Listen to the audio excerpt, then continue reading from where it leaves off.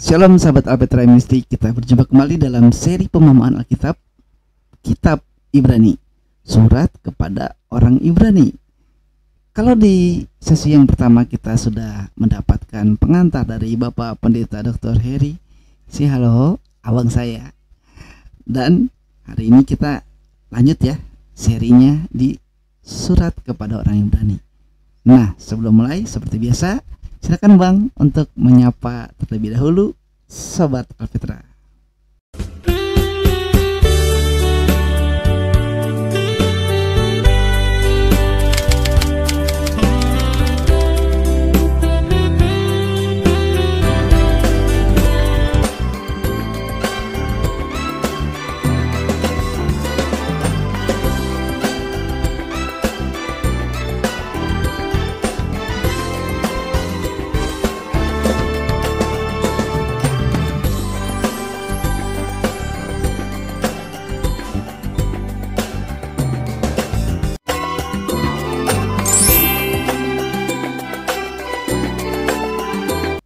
Halo sahabat Alpetra, kita jumpa lagi melanjutkan sesi yang sebelumnya tentang surat Ibrani. Dan ini pada isi atau garis besar sampai kepada kekhususannya di surat itu. Kita mulai, Tuhan Yesus berkati, Shalom. Shalom Sobat Alpetra, kita langsung ya mulai. Tapi sebelum mulai, saya mau nanyain dulu Bang, sebelum masuk ke sesi berikutnya ya Bang. Katanya kan bahasa Yunani itu bahasa internasional ya Bang. Itu dimulainya tuh sejak sebelum Tuhan Yesus lahir atau setelah masa Tuhan Yesus naik ke surga zaman para rasul? Sejak kapan bahasa Yunani itu dibilang bahasa internasional Bang? Sejak Alexander Agung berkuasa menaklukkan Persia abad ketiga sebelum Masehi atau sebelum Yesus. Yunani dan budaya Helenis menjadi bahasa yang umum atau internasional dipakai sampai era Romawi yang berkuasa setelah menaklukkan Yunani.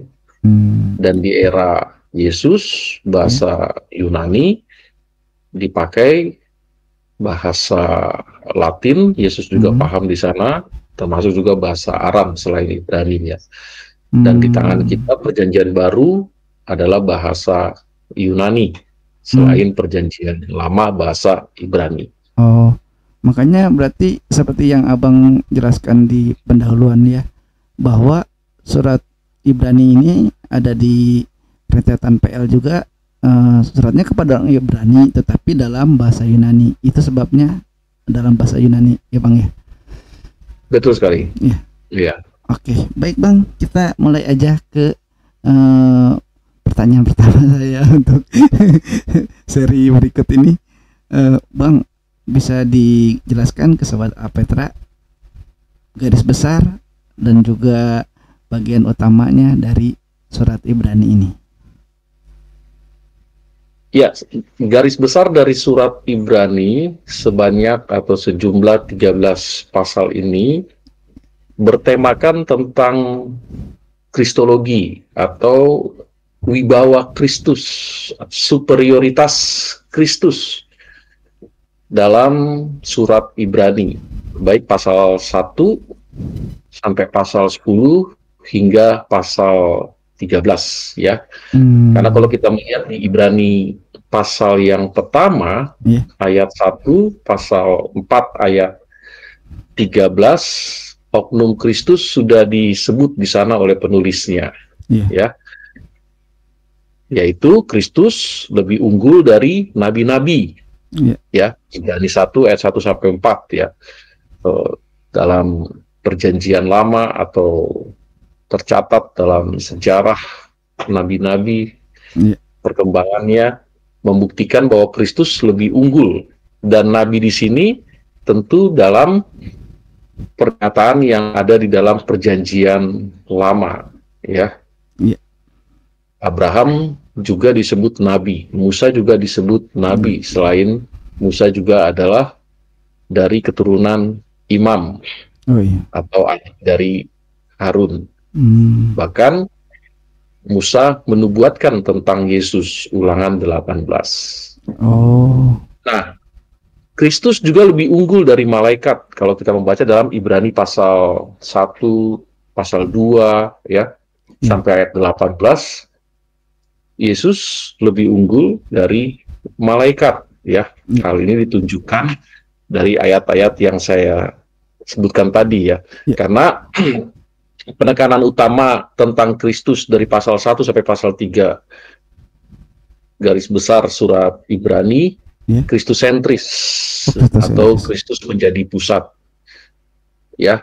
Lebih unggul dari nabi-nabi, lebih unggul dari malaikat, ya, dan sebagainya. Bahkan di surat Ibrani pasal 3 ayat 1 sampai 19 kita lihat penekanan Yesus lebih unggul dari Musa, ya. Bagi orang Yahudi, Musa kan sosok yang sangat dikagumi, dihormati, ya, sekalipun dia pernah berdosa sehingga dia tidak sampai ke Kanaan. Surat Ibrani di pasal yang ketiga penekanan terhadap Kristus lebih unggul ya dari Musa, ya.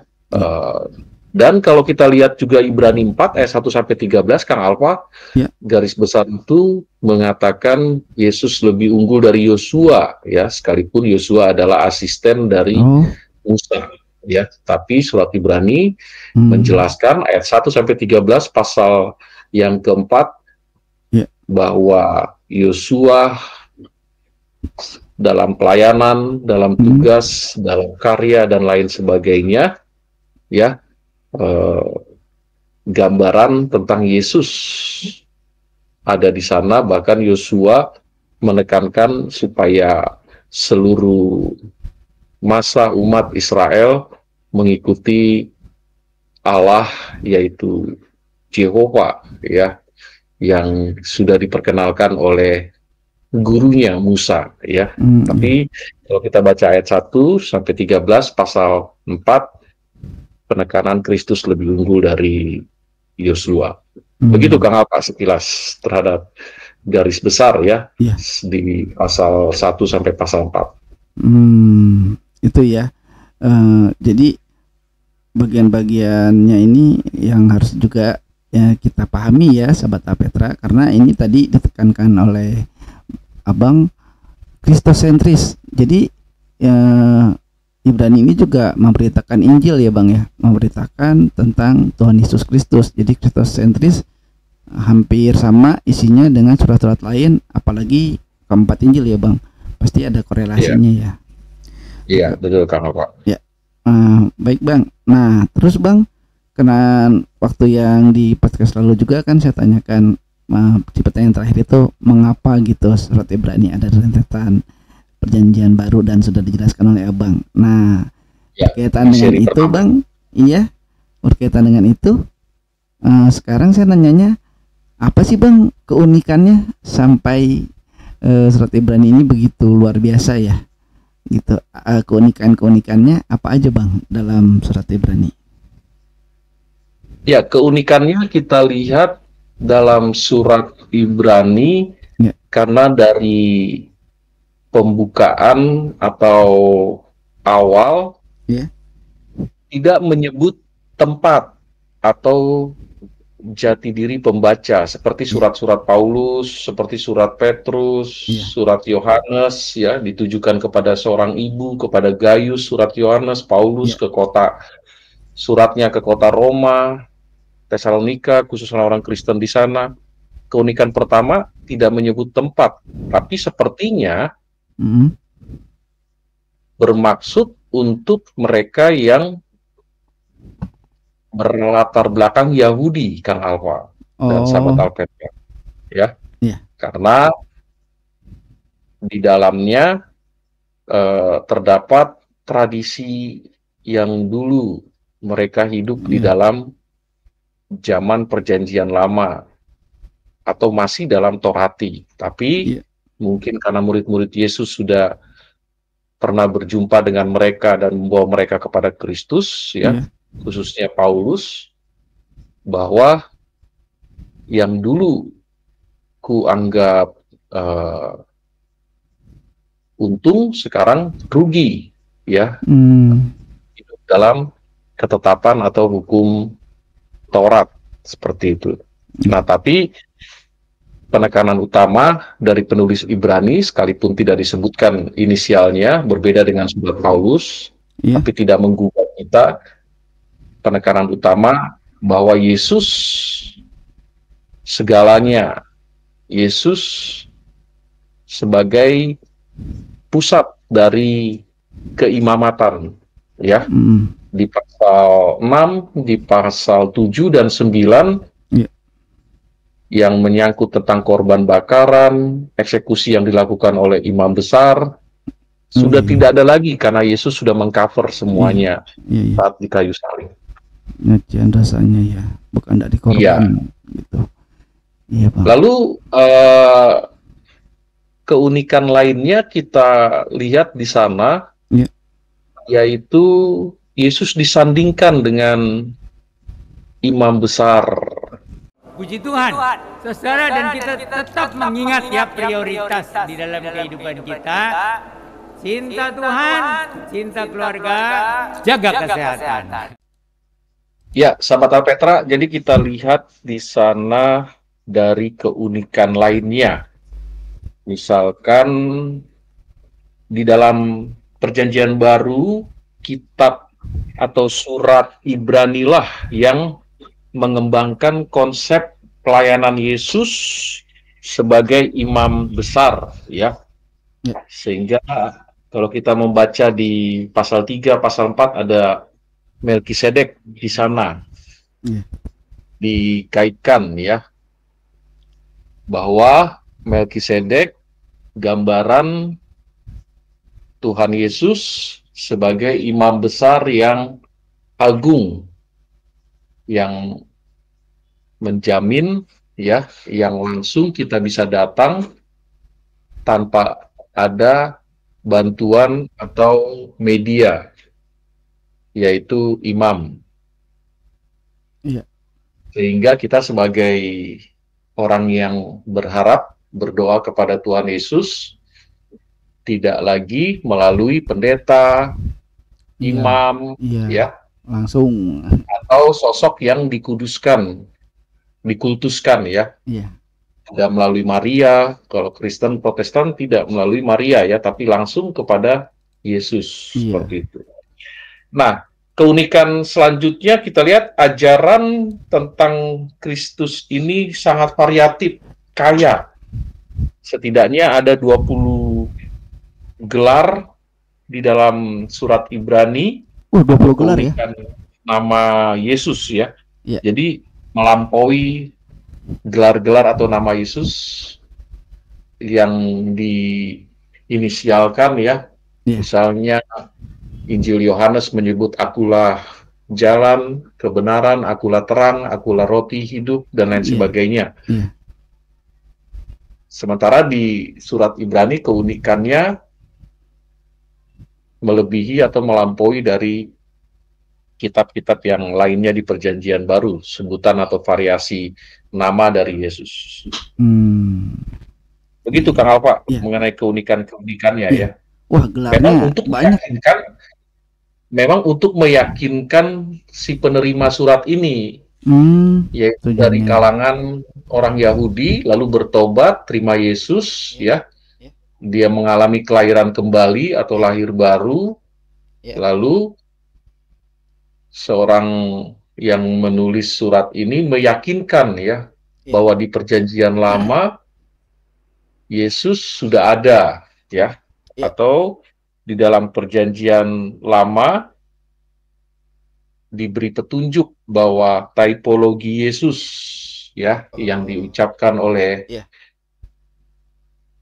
nabi atau imam besar tentang Yesus, ya, atau anak domba atau hamba, ya, atau sebagai guru, ya. Ada banyak istilah-istilah lain dalam Perjanjian Lama, ya, di Perjanjian Baru diperkuat di surat Ibrani. Wah. Begitu ya, kenapa ya? Ya, Bang. Wah, ini luar biasa ya, Bang. Tadi Abang bilang ada puluhan gelar ya. Wah, ini makanya Tuhan Yesus itu gelarnya tidak terduga dan tidak terkira.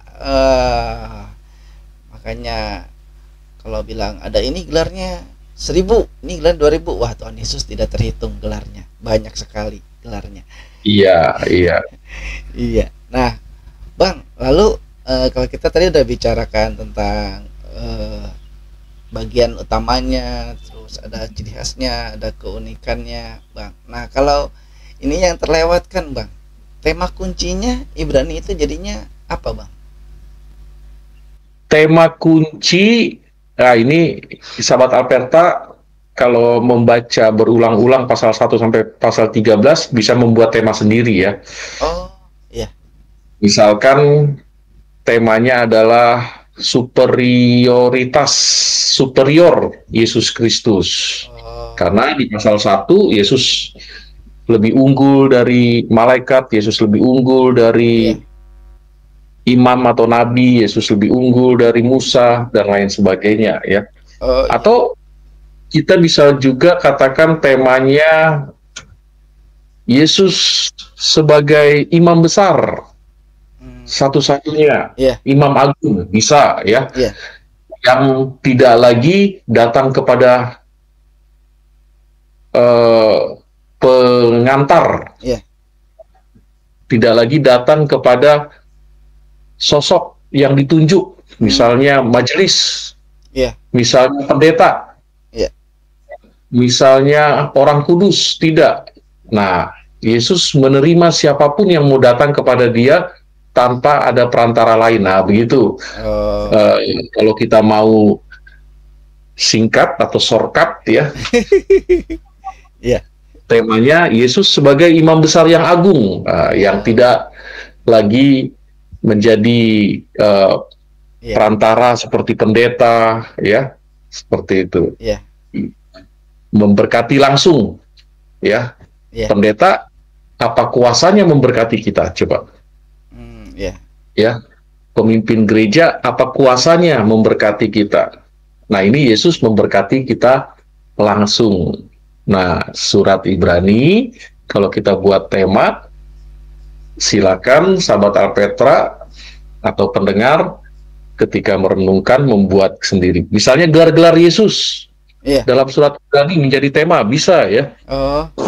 Iya. Atau korban sekali untuk selamanya. Nah, kalau kita baca di pasal 6 ya, surat Ibrani.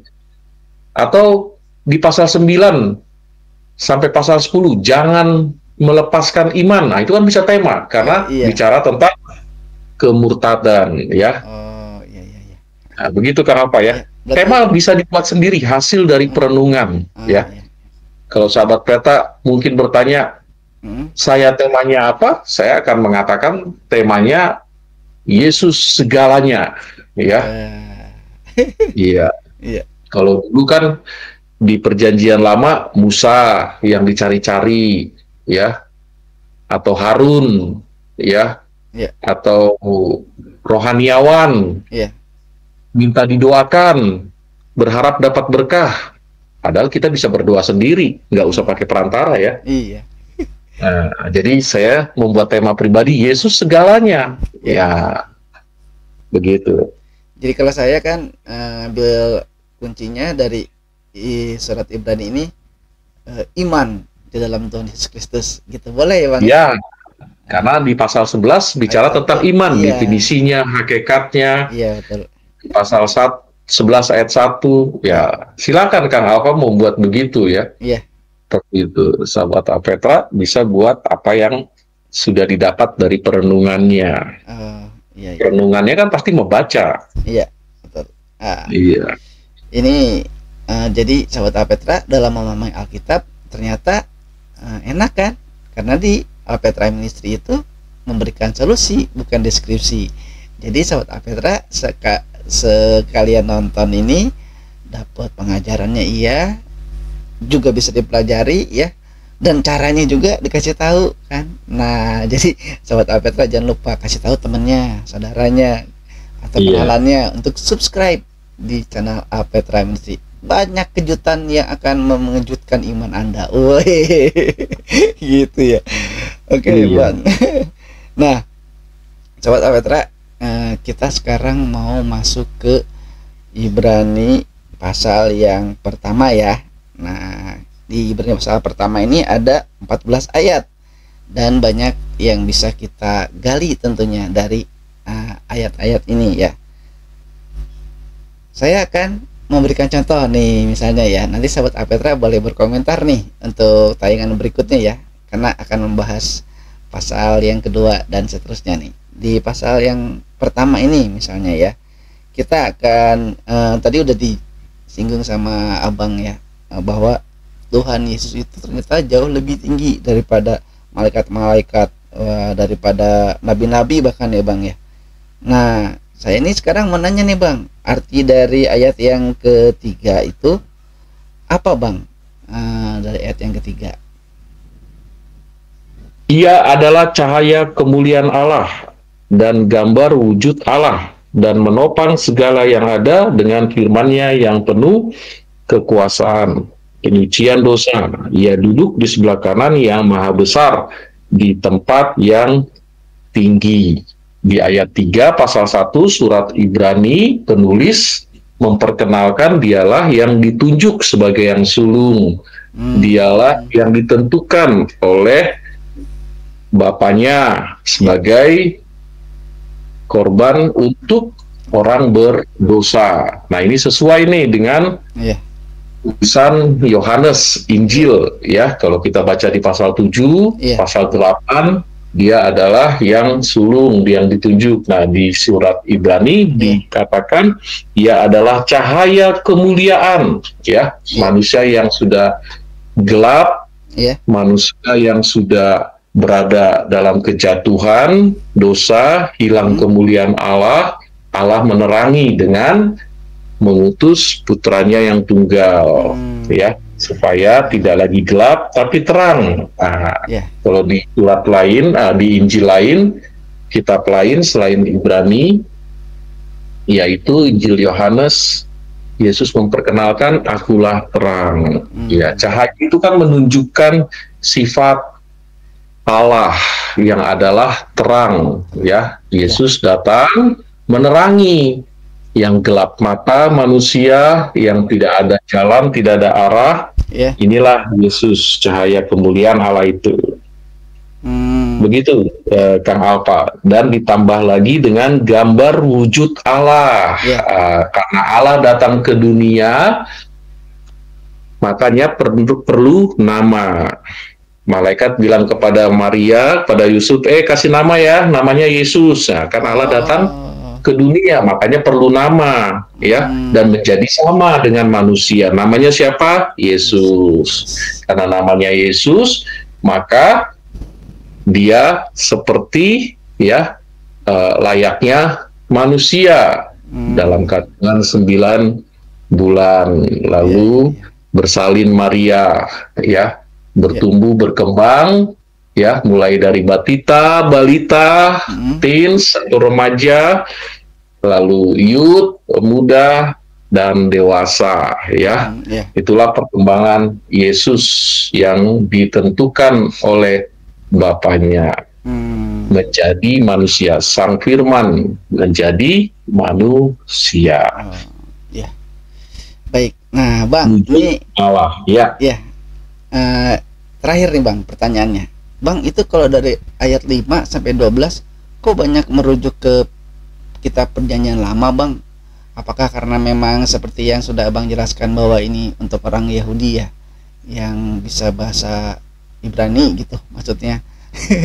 Ini kenapa Bang kok di ayat 5 sampai 12 itu semuanya banyak rujukan gitu, kutipannya ke Perjanjian Lama, ke Mazmur, ke Tawari gitu?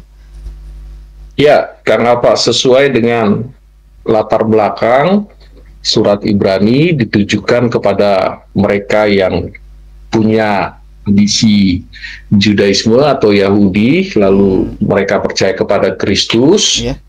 Dan di dalam surat ini penulis meminta supaya mereka tidak lagi terikat dengan hukum yang lama, ya, tidak lagi terikat dengan kehidupan yang terhukum pada ketetapan, pada hukum Taurat, ya, bahkan rutin dilakukan, tidak. Nah, kitab ini memberitahukan demikian, ya, supaya Kristuslah yang mereka terima, dia sudah menggenapinya, ya, menggenapi dan meminta supaya mereka bertumbuh dewasa dan menjadikan Kristus sebagai pusat segalanya, tidak lagi hukum-hukum yang lama. Nah, kenapa ada kutipan-kutipan dalam Perjanjian Lama membuktikan bahwa penulis surat Ibrani dia menguasai, ya, kitab Tanakh, Torah, Nevim, Ketubim, ya. 39 kitab itu, ya, kata Tuhan Yesus dalam Lukas 24 ayat 44, namaku disebut dalam Tanakh, ya, atau 39 kitab itu, ya. Nah, jadi penulis juga menghubungkan dalam Perjanjian Lama dan penggenapannya dalam Perjanjian Baru, ya. Ada kutipan-kutipan dari Tawarik yang Kang Alfa sebut, ada kutipan-kutipan dari kitab-kitab sejarah, ya, Neviim, nabi-nabi dan lain sebagainya. Semua menunjukkan keterhubungan, keterkaitan dengan firman Tuhan yang ada dalam Perjanjian Baru, karena penggenapannya berpusat pada Yesus, ya, Sang Mesias yang dijanjikan oleh nabi-nabi dalam Perjanjian Lama. Jadi seperti itu, ya. Ada kaitannya ke Tanakh tadi, ya, Abang bilang. Wah, ini jelas sekali nih, ya, sahabat Alpetra dan sahabat Alpetra. Cukup, ya, sampai di sini aja dulu. Nanti kita sambung lagi dengan seri berikutnya, yaitu kita bahas pasal 2 dan seterusnya. Nah, itu sampai seterusnya itu sampai pasal berapa nanti kita lihat, ya. Sahabat Alpetra, terima kasih, ya, sudah menonton. Terima kasih Bang Heri atas pengajarannya. Sama-sama, Kak Alfa. Sahabat Alpetra, tetap cinta Tuhan, cinta Tuhan, cinta keluarga, jaga kesehatan. Maranatha.